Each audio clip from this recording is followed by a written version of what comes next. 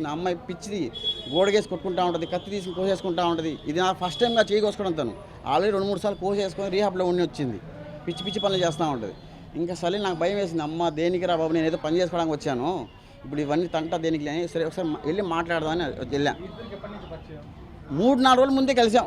ఎప్పుడు మేలోనే, May I think date exactly గుర్తులేదు. 19th కలిసాం. మే 19th కలిసాం 2025. మే 19th కలిసాం 2025కి. 23rd 24th వీకెండ్ అది వచ్చింది.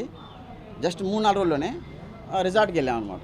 దాని తర్వాత వాళ్ళ అమ్మ దగ్గరికి వెళ్ళి తీసుకెళ్ళిన తర్వాత చేసుకుంటే నవాజ్ని చేసుకుంటాను, ఇంకెవరు చేసుకోని.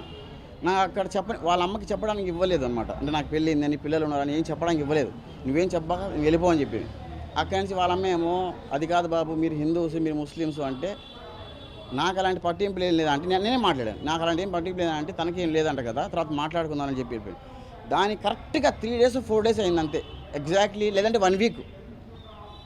అమ్మ కూతురు నేరుగా రిజిస్టర్ ఆఫీస్ వెళ్ళిపోయారు. నా దగ్గర ప్రతి డేట్ చెప్తాను నేను. మే 25th 26th తర్వాత మే 28th 29th వాళ్ళు రిజిస్టర్ ఆఫీస్కి వెళ్ళిపోయి ఆధార్ కార్డు పంపు, అర్జెంటుగా ఆధార్ కార్డు పంపు, రిజిస్టర్ ఆఫీస్లో రిజిస్టర్ మ్యారేజ్ చేయించేద్దాం. రిజిస్టర్ మ్యారేజ్ చేస్తే 1 month 40 days తర్వాత డేట్ దొరుకుద్దంట కదా. వాళ్ళ అమ్మ ఎలాగైనా పెళ్లి చేయించేయాలి వీళ్ళకి, రేపటి రోజు ఎక్కడ వదిలేస్తాడో, ఎందుకంటే ఆ అమ్మాయిని ఎవరు చేసుకోవడం ముందు రావట్లేదని చెప్పి వాళ్ళ అమ్మ ప్రయత్నం అది. నాకు అర్థం కాలేదు. 10 సార్లు ఫోన్ చేశారు ఉదయాన, నేను ఎత్తలేదు. నేను లేచింది 11 గంటలకేమో.